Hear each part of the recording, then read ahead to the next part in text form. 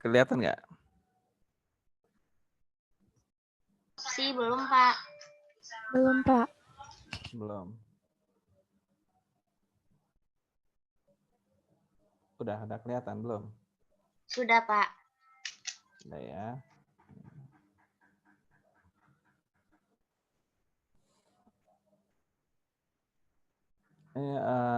Hubungan kerja kita mulai aja ya. Selamat siang menjelang sore ya. Assalamualaikum warahmatullahi wabarakatuh. Waalaikumsalam warahmatullahi wabarakatuh. Ya, kita ketemu lagi ya di kuliah konsep dasar fisioterapi. Kali ini kita akan diskusi tentang hubungan kerja fisioterapi dengan tenaga kesehatan lain di sarana kesehatan.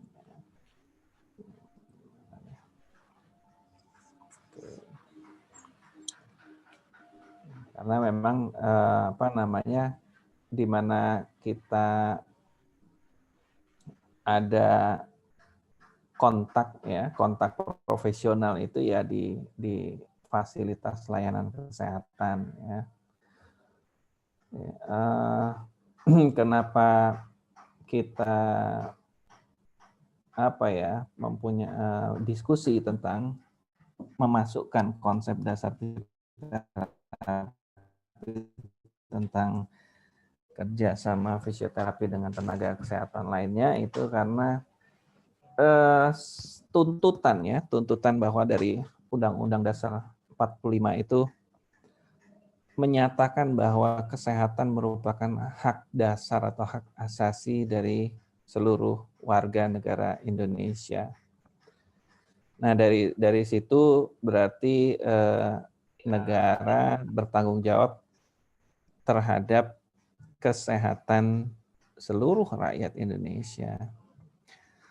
Dan sistem kesehatan nasional merumuskan bahwa pembangunan nasional di bidang kesehatan bertujuan tercapainya derajat kesehatan masyarakat yang setinggi-tingginya. Itu di mana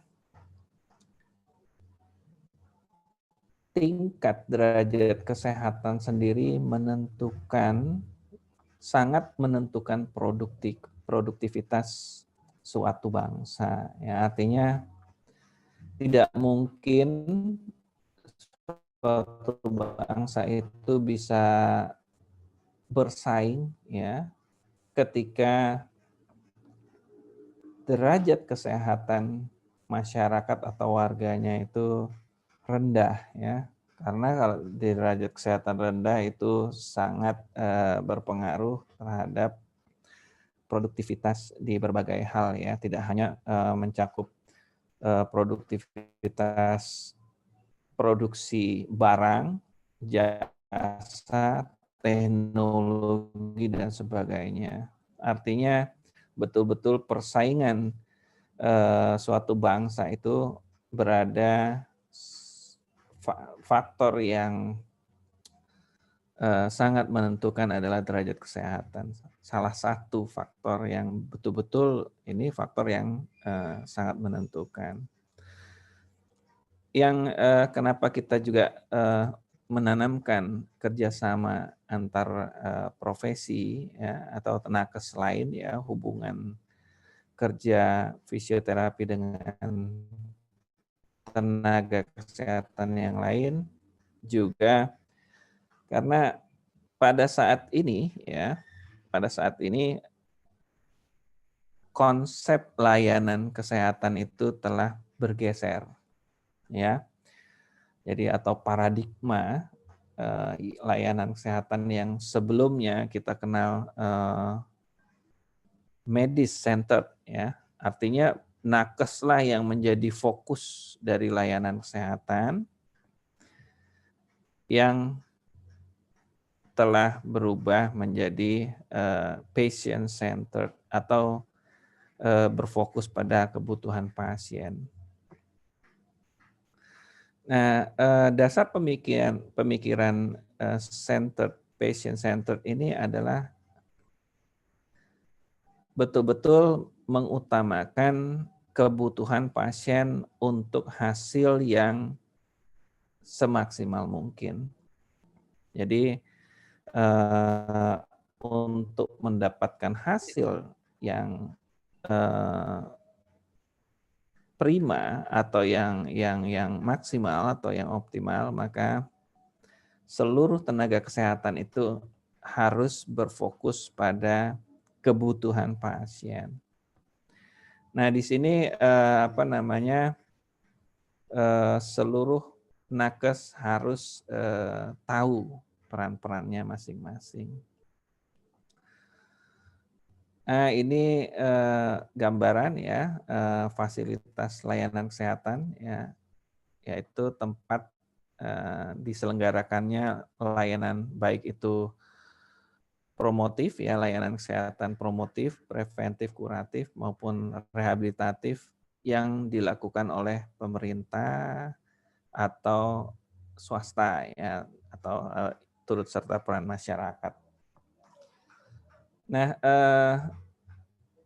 Fasyankes, fasilitas layanan kesehatan ini di mana memberikan layanan kesehatan, disinilah berkumpul tenaga-tenaga kesehatan ya yang tadi memberikan layanan seoptimal mungkin kepada pasien di sini. Jadi ketika kita melihat ada di mana layanan itu tidak melakukan layanan berdasarkan kebutuhan pasien, artinya tidak berpusat pada pasien, maka layanan tersebut masih menggunakan konsep lama dan tidak maksimal ya. Dasar pemikiran kita melakukan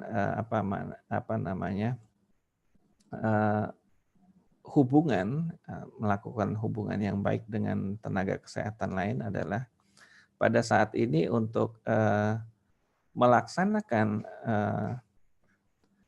patient center itu dibutuhkan tentunya interprofessional collaboration atau kolaborasi antar profesional nakes yang memberikan layanan kepada pasien. Nah, di sini dulu ya pada saat konsep lama yang berpusat pada tenaga kesehatan atau khususnya medis pada saat itu, pasien itu tidak mendapatkan layanan yang baik ya atau yang maksimal, bahkan ada terjadinya pergeseran konsep ini juga didapat dari mungkin ada kejadian-kejadian yang kurang baik ya, artinya di mana pada saat itu masing-masing nakes memegang teguh ego sektoral masing-masing sehingga yang dirugikan adalah pasien. Misalnya menurut layanan kami diberikan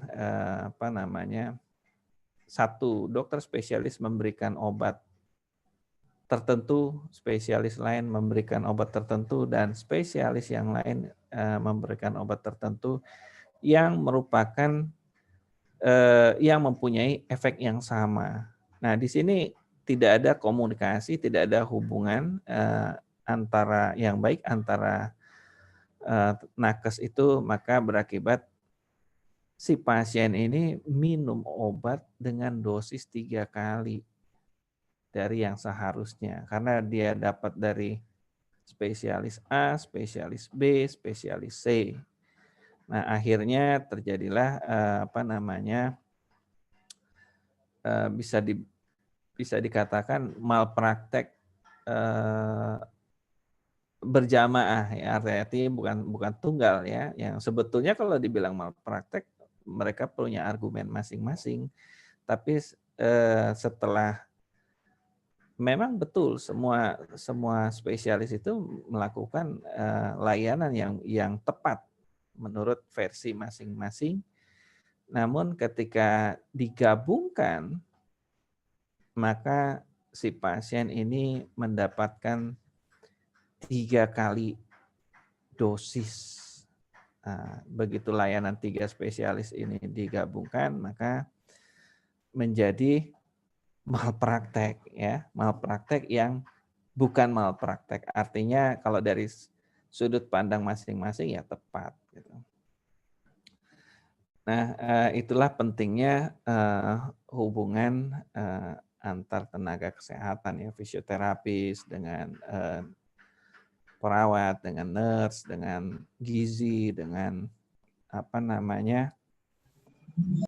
dokter spesialis ortoped, neurolog, atau spesialis radiologi dan sebagainya itu sangat dibutuhkan.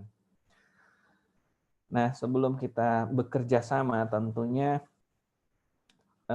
masing-masing harus mengenali profesinya masing-masing, ya.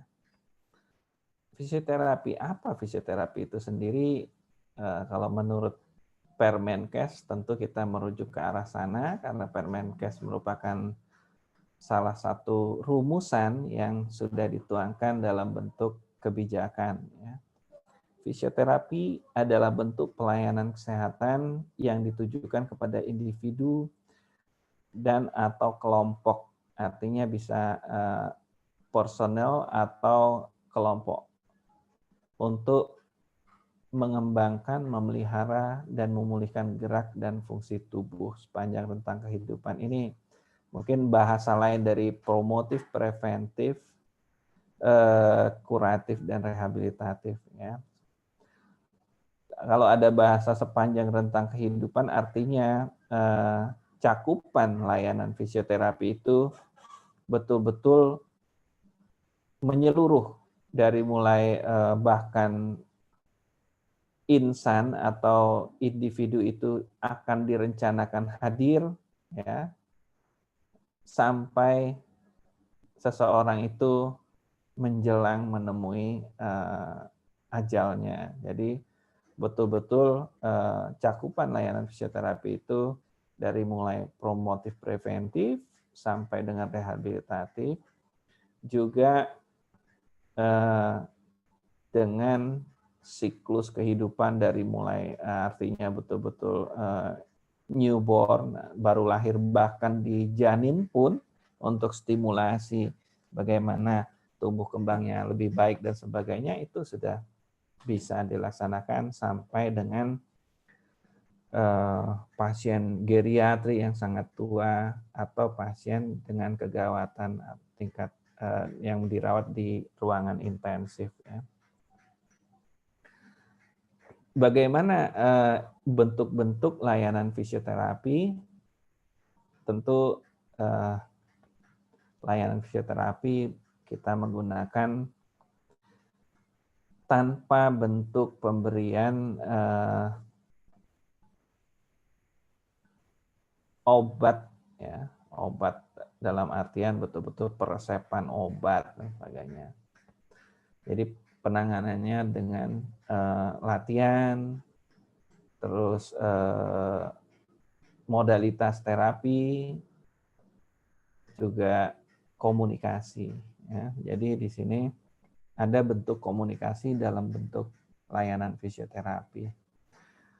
Artinya kita nggak men-treat manusia sebagai barang, ya, karena kita harus memberikan instruksi, home program, dan motivasi dan penjelasan, edukasi dan sebagainya. Nah, tentunya kita juga harus tahu di batasan kewenangan, ya. Nah, ini agar kerjasama baik itu kita harus yang pertama sekali harus memahami diri sendiri, artinya profesi sendiri. Jadi fisioterapis mempunyai kewenangan melakukan assessment, ya.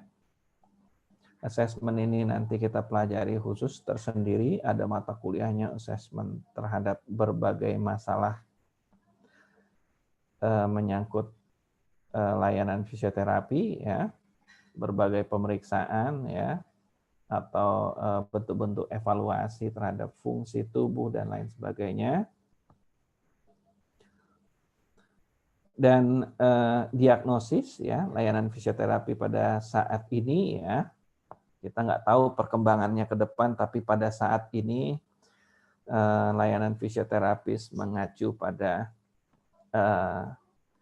ICF ya, International Classification Functioning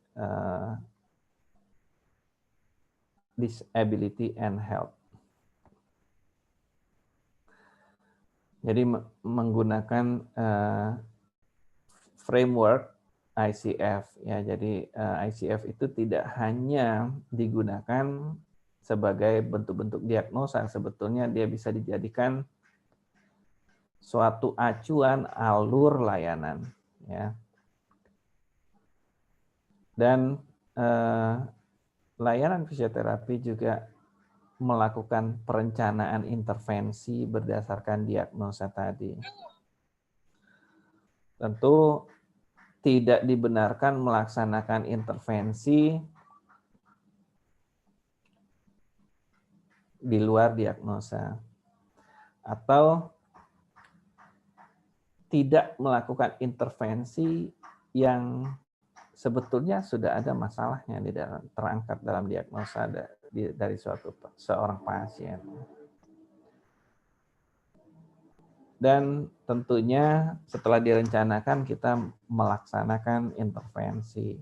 Ya, intervensi fisioterapi tadi sesuai dengan kewenangan fisioterapi, bentuk-bentuk layanan atau bentuk-bentuk intervensi yang sudah menjadi bagian dari kewenangan fisioterapi tentunya kita tidak melakukan pembedahan, pemberian obat-obatan dan sebagainya, itu kita di luar kewenangan ya.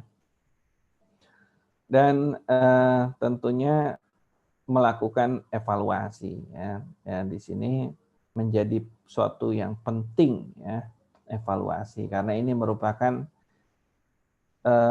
salah satu parameter keberhasilan dari layanan fisioterapi. Tentunya kalau kita cuma lakukan periksa-periksa, intervensi, lalu tanpa dievaluasi, menjadi kurang bermutu layanan fisioterapinya.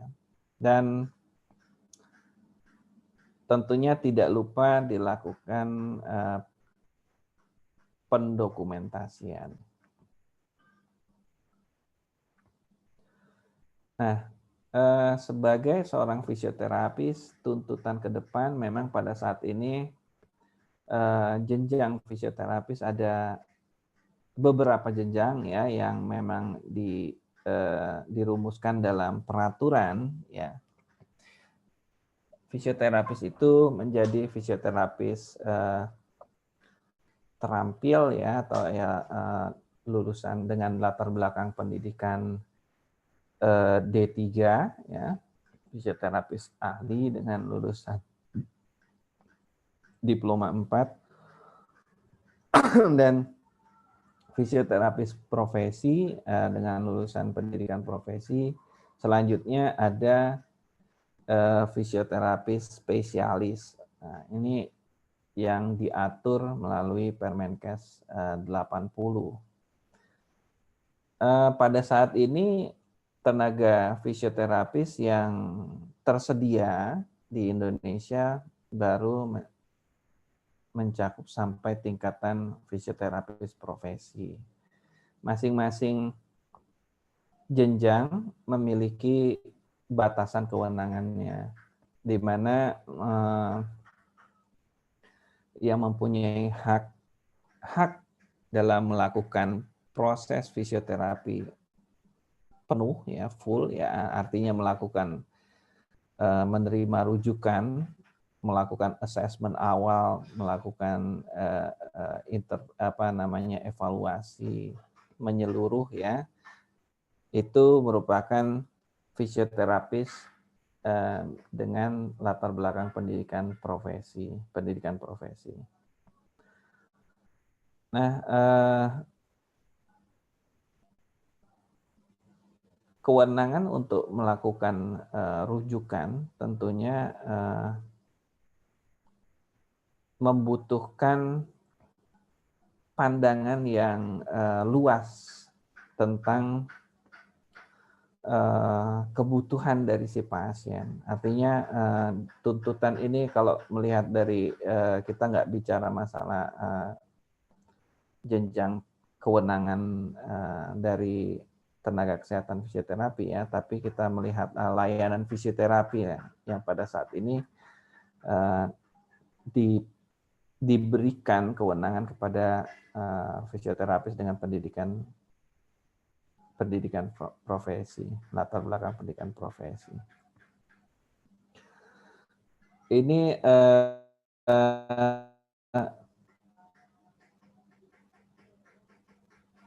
bila mengetahui pasien mempunyai kebutuhan di luar kompetensi, maka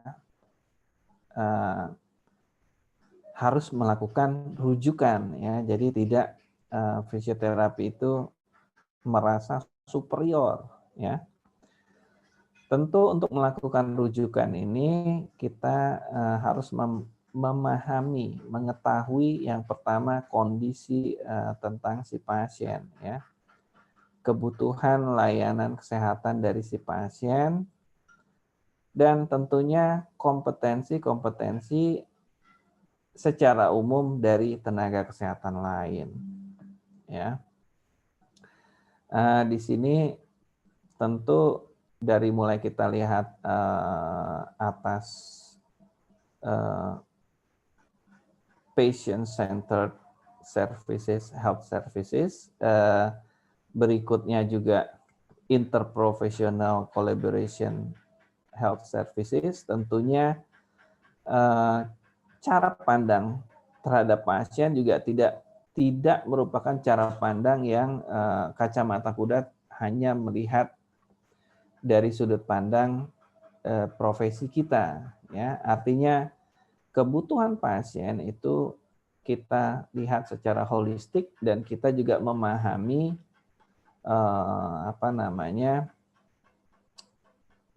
layanan-layanan yang diberikan tenaga kesehatan lain, tenaga profesional kesehatan lain. Artinya di sini kita harus memahami tugas dari misalnya tenaga gizi, terus juga nurse, terus dokter spesialis tertentu atau radiologi dan sebagainya, atau tenaga ortotik prostetik bila kita membutuhkan tertentu. Nah, ini kita harus melakukan rujukan. Pada saat ini ada berbagai tipe layanan kesehatan ya. Ada yang memang di suatu fasiankes atau rumah sakit simpelnya. Ada mereka yang memang dari awal itu menerima pasien itu secara tim ya. Artinya dari begitu masuk, nah ini biasanya memang sudah terstandar dengan katakanlah layanan neuro misalnya pada stroke center misalnya, stroke center dengan multiple impairment ya, dengan impairment yang banyak, tentu kebutuhan terhadap berbagai nakes itu sudah menjadi suatu keharusan. Nah, kadang-kadang jenis layanan di suatu rumah sakit atau fasiankes tertentu mereka jadi otomatis hubungan antar nakes ini sudah terbangun dari awal. Jadi begitu ada pasien, seluruh tim itu akan menjadi bagian dari pemberi layanan kesehatan. Nah, disinilah yang karena profesi kesehatan ya itu mempunyai dua sisi kompetensi ya di sini. Ada kompetensi yang betul-betul tidak pada area yang bersinggungan. Ada kompetensi yang berada pada area yang bersinggungan. Nah, di sini pada posisi ini kita harus pandai-pandai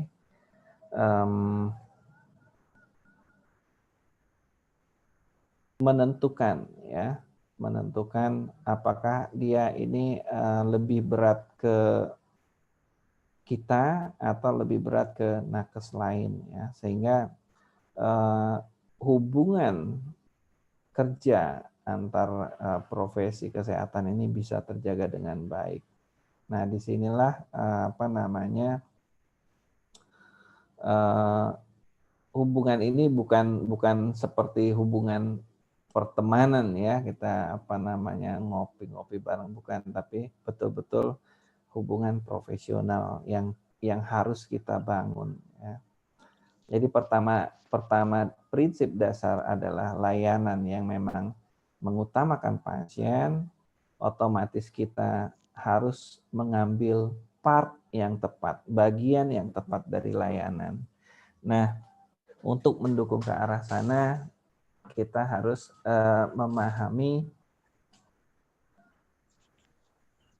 kompetensi atau kewenangan dari profesi kita yang terutama yang utama, dan kita harus mengetahui ya kompetensi dan kewenangan dari profesi nakes lain ya. Disinilah untuk terjalin hubungan yang baik ya. Tentu hubungan antar profesi ya. Menurut kalian antar profesi itu ada yang superior, ada yang inferior kah?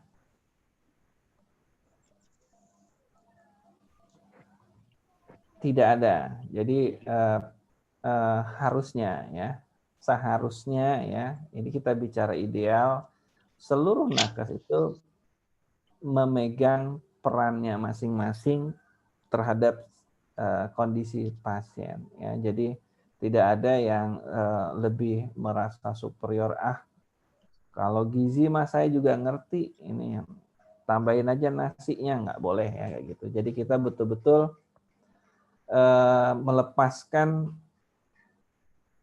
hal yang di luar kewenangan kompetensi kita kepada tenaga profesional kesehatan yang berperan memang dia di sana. Oke. Tentu merujuk pasien ini tidak harus ya, artinya mentang-mentang kayak katanya waktu kuliah kita harus melibatkan seluruh nakes. Enggak. Pasien itu ada yang membutuhkan beberapa nakes, ada yang butuh sedikit jenis ya, ada yang butuh banyak, itu tergantung dari kondisi si pasien atau klien ya. Jadi tidak semuanya harus full team, artinya sekian spesialis, ada fisioterapis, ada okupasi terapis, ada terapi wicara, harus semua terlibat dalam menangani pasien ya. Bukan seperti itu juga gitu loh. Jadi mentang-mentang biar hubungan baik lah kita masukkan ke tim lah dalam menangani pasien, selalu seluruh pasien, enggak. Tapi hubungan itu lebih ke arah profesional, based on needs ya, berdasarkan kebutuhan dari si pasien. Maka dari itu kita harus memiliki kemampuan sebagai case manager ya, sebagai fisioterapis. Jadi mengetahui kebutuhan pasien bahkan kebutuhan pasien yang berada di luar kompetensi area fisioterapis. Nah, ini yang apa namanya, untuk menjaga hubungan profesional yang baik, ya. Bagaimana hubungan fisioterapis dengan nakes lain? Tentu hubungan fisioterapis dengan nakes lain ya sebagai bentuk hubungan profesional antar profesi, ya. Jadi saling menghormati antar nakes, ya. Tentu rumusan-rumusan tadi yang telah kita bicarakan di atas tadi itu menjadi apa namanya, prinsip-prinsip dasar untuk melakukan hubungan, ya. Standing position kita di mana, ya. Kita sebagai salah satu bagian dari tim, ya. Di dalam tim itu tidak ada yang lebih tinggi posisinya, tapi ada yang bertugas sebagai selalu ada di setiap pekerjaan tim harus ada yang menjadi koordinator tim. Nah, disinilah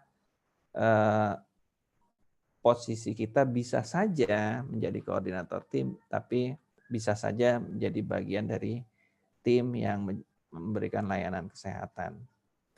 Mungkin untuk sistem kesehatan di Indonesia pada saat ini untuk koordinator tim layanan kesehatan khususnya, ya, kita bicara di Fasiankes rumah sakit, ya. Koordinator tim kesehatan pada saat ini ada pada tenaga medis. Pada saat ini dalam bentuk paling tidak secara administratif, ya, minimal. Karena dengan adanya istilah DPJP, ya, dokter penanggung jawab pelayanan, ya, bukan dokter penanggung jawab pasien, ya, dokter penanggung jawab pelayanan. Nah, ini mungkin untuk hal yang sifatnya administratif dan koordinatif, koordinasi ada di DPJP. Nah, hubungan fisioterapis dengan DPJP tentu sama dengan nakes lain. Bahkan DPJP merujuk ke fisioterapis, DPJP merujuk ke spesialis tertentu, atau nakes-nakes lain itu dengan kedudukan yang sama. Artinya masing-masing dirujuk profesional dan memberikan layanan secara profesional, memberi opini secara profesional. Maka dari itu kita sebagai fisioterapis harus wajib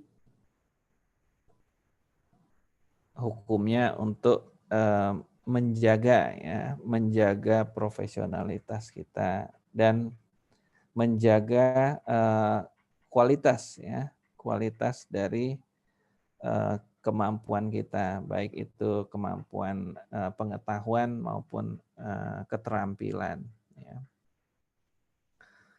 Oke, ini alur pasien yang bisa diambil, ya. Kalau untuk contoh saja, ini alur pasien rawat jalan untuk fisioterapi yang dijadikan standar, ya, dalam layanan fisioterapi. Kita bisa lihat ini diambil dari Permenkes, ya, Permenkes 65, di mana merupakan ini apa namanya contoh posisi layanan apa namanya fisioterapi. Di sini kita bisa lihat apa namanya kerjasama fisioterapis dengan nakes lain, contohnya dengan DPJP, ya, di sini dokter spesialis, dokter atau apa namanya poliklinik. Berikut ini juga alur, ya, pasien rawat inap. Mungkin dua ini yang sering, ya, karena mayoritas layanan fisioterapi masih berada hospital base, ya, berada di rumah sakit ya. Ini juga masih seputar hubungan fisioterapis dengan DPJP ya, dokter penanggung jawab pasien. Nah, tentunya kalau lihat hubungan ya, hubungan itu adalah hubungan yang hubungan profesional ya. Tentu untuk menjalin hubungan profesional yang baik kita harus memahami, mengetahui ya. Ternyata banyak loh tenaga kesehatan selain fisioterapis, ada psikologi klinis ya, yang di luar yang kesehatan lingkungan, kesehatan masyarakat dan sebagainya. Ini bahkan ada teknik biomedik dan sebagainya, keteknisian medis dan sebagainya. Ini merupakan mitra kerja kita ya. Jadi untuk mengoptimalkan layanan terhadap pasien, maka kita harus paham juga ada loh mitra-mitra yang bisa membantu meningkatkan derajat kesehatan dari pasien kita. Tergantung kebutuhannya ya. Artinya kalau seandainya tidak dibutuhkan alat-alat ortotik prostetik ya kita nggak perlu mengadakan hubungan kerja profesional dengan nakes itu. Nah, ini juga ada satu lagi, mungkin ada yang namanya kemampuan tertentu ya, atau brevet ya, artinya keahlian yang didapat dan diakui oleh salah satu profesi ya, khususnya profesi kesehatan ya, ini juga dijadikan standar untuk merujuk ya, kalau seandainya tadi katakanlah merujuk antar sesama fisioterapis, tapi kita nggak sanggup dengan jenis tertentu, tentunya kita mencari tenaga fisioterapis dengan keahlian yang sesuai yang dibutuhkan oleh pasien. Oke, tentu di sini untuk mengetahui ya kita bisa mengetahui kewenangan dari masing-masing nakes, bahkan dengan nakes yang sejenis itu melalui proses kredensial ya. Pada saat ini tentunya kewenangan klinis dari seorang nakes itu sudah dirumuskan oleh pimpinan rumah sakit ya, dalam bentuk penugasan ya, surat penugasan yang memberikan clinical privilege kepada nakes tersebut. Nah, di sini kita bisa menjadikan satu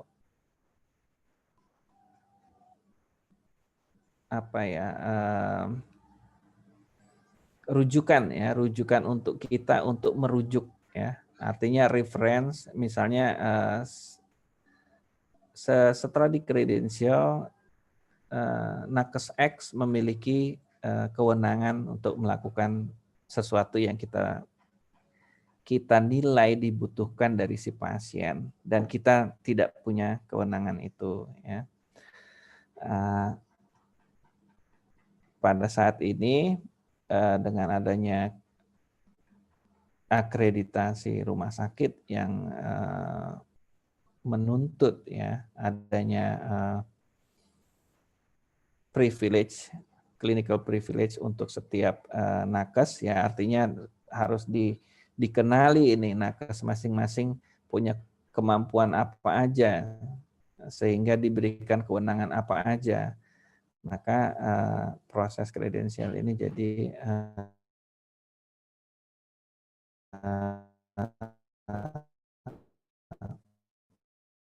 ini apa namanya, hubungan fisioterapis dengan nakes lain dan sebagainya ini itu berdasarkan kepentingan dari si pasien ya, bukan kepentingan fisioterapis, bukan kepentingan dokter, bukan kepentingan rumah sakit, tapi sebetulnya memberikan layanan yang terbaik kepada pasien. Jangan sampai nanti pasien itu mendapatkan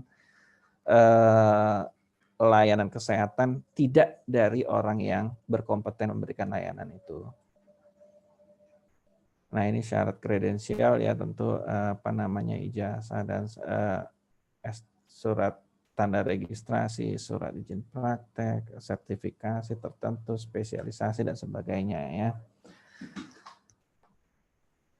Nah, setelah dilakukan kredensial tentu masing-masing diberikan kewenangan klinis. Ya, disinilah kita bisa menentukan memberikan merujuk kepada nakes mana ya. Nah, selain rujukan, hubungan fisioterapis dengan tenaga kesehatan yang lain itu memang harus dibangun ya, dibangun secara baik ya, dari semenjak bahkan semenjak perkuliahan ya, ini supaya masing-masing profesi kesehatan itu memahami batasan-batasan profesional. Artinya tidak saling menyinggung bentuk layanan dari masing-masing. Karena di saat lalu bahkan sekarang ya masih juga terjadi sengketa dari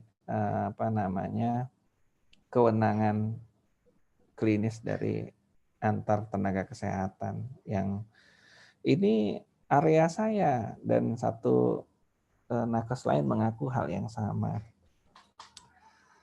Nah, ini kalau udah ada hal-hal seperti ini nanti akhirnya menimbulkan hubungan antar nakes yang kurang harmonis. Ya.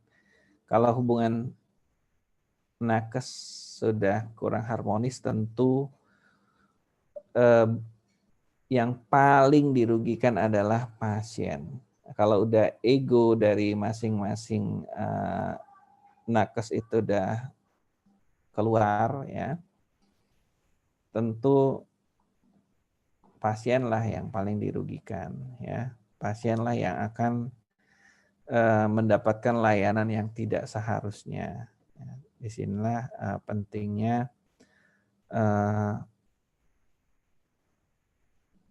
pemahaman antar profesi sehingga bisa menentukan porsi dari layanan yang akhirnya seluruh bentuk layanan yang dibutuhkan akan diberikan pada profesi masing-masing profesional nakes yang berperan pada kebutuhan pasien. Oke, itu saja pengantar ya, mungkin ini bukan kita tidak bicara ini sebagai materi, tapi sebagai pengantar dari diskusi mungkin setelah ini hubungan kerja fisioterapi dengan nakes lain di sarana kesehatan ya. Jadi dengan dasar kebutuhan pasien maka kita melakukan kerjasama ya untuk mendapatkan hasil yang terbaik bagi si pasien. Nah, dan satu hal lagi, tidak ada nakes yang superior, artinya posisi ya, namanya hubungan kerja itu mempunyai posisi yang bermitra ya. Jadi bagaimana sih hubungan kerja fisioterapi dengan nakes lain? Tentu sifatnya kemitraan ya, kemitraan untuk mencapai tujuan layanan yang terbaik, manfaat yang terbaik bagi si pasien. Oke, itu saja. Sementara mungkin ada diskusi dari teman-teman yang lain. Silakan.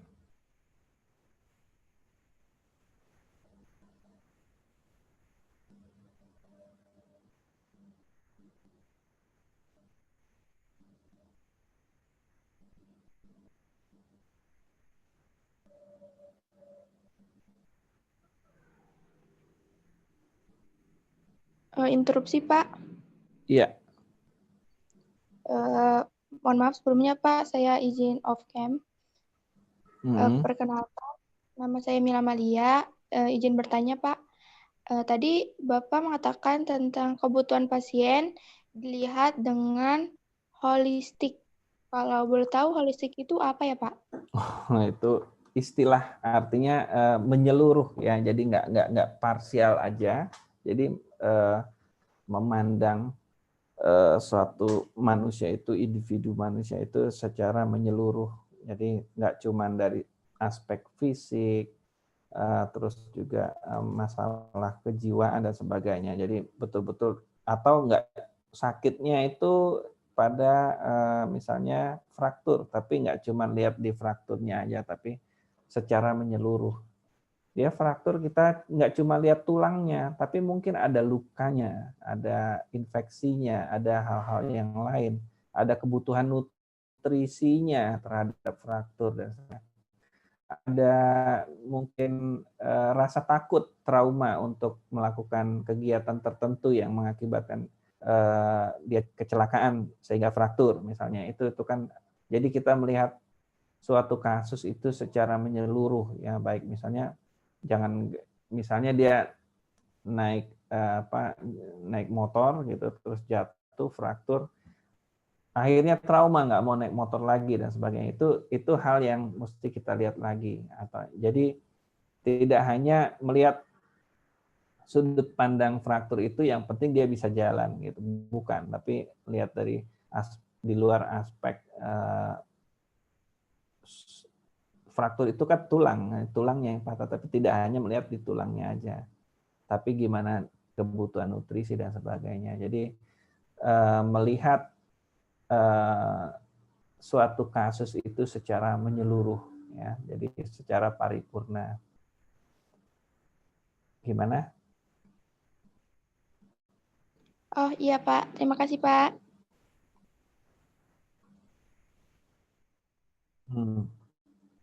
Oke, ada yang lain?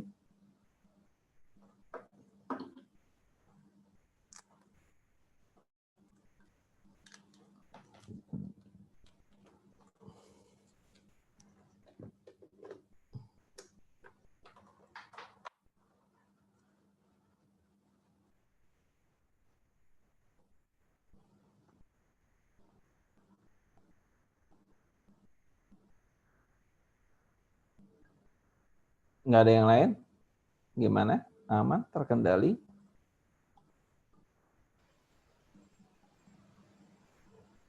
Sepertinya sudah, Pak, cukup. Sudah ya? Ya. Kalau sudah ya udah. Nggak. Kalau udah ya nggak apa-apa. Artinya kalian udah memahami ya hubungan fisioterapis dengan tenaga kesehatan yang lainnya merupakan hubungan kemitraan ya, kemitraan yang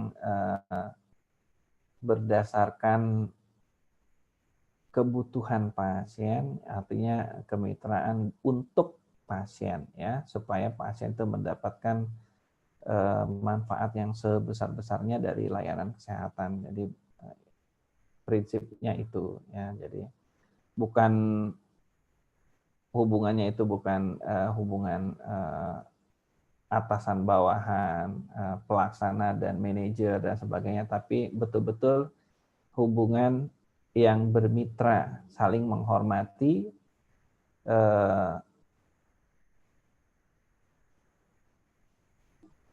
kewenangan masing-masing, ya. Jadi saling memahami, saling mengenal, ya, kewenangan nakes ini apa, ya, dan sebagainya. Nah, mungkin itu aja. Bapak rasa mungkin materi tentang kerjasama fisioterapi dengan nakes lain ini sangat mudah dicerna, ya, dan dipahami. Mudah-mudahan ini tidak hanya dipahami di kelas, tapi juga bisa nanti kalian aplikasikan setelah bekerja, karena pada saat bekerja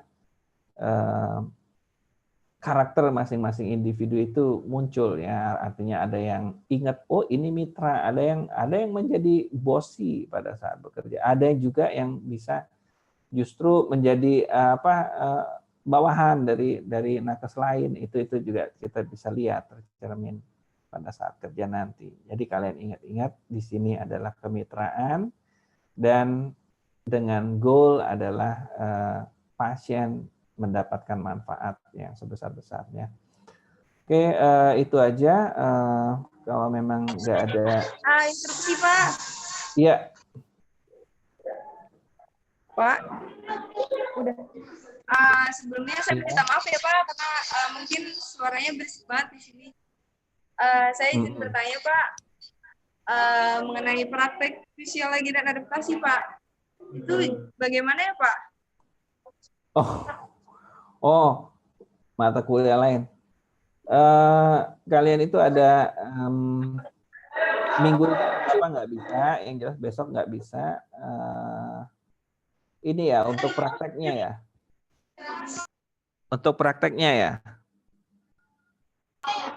Iya Pak, benar untuk praktek. Minggu depan aja, tapi sampai Rabu Bapak kayaknya nggak bisa. Jadi kalau nggak Kamis, Jumat, ya. Oh iya Pak, baik, terima kasih ya Pak. Nah, ya. Oke, ada lagi yang lain?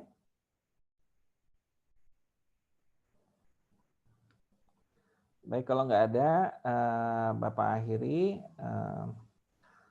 Semoga materi kali ini bermanfaat ya untuk kita semua dan bisa diterapkan di kemudian hari ketika kalian udah terjun di masyarakat, artinya udah kerja,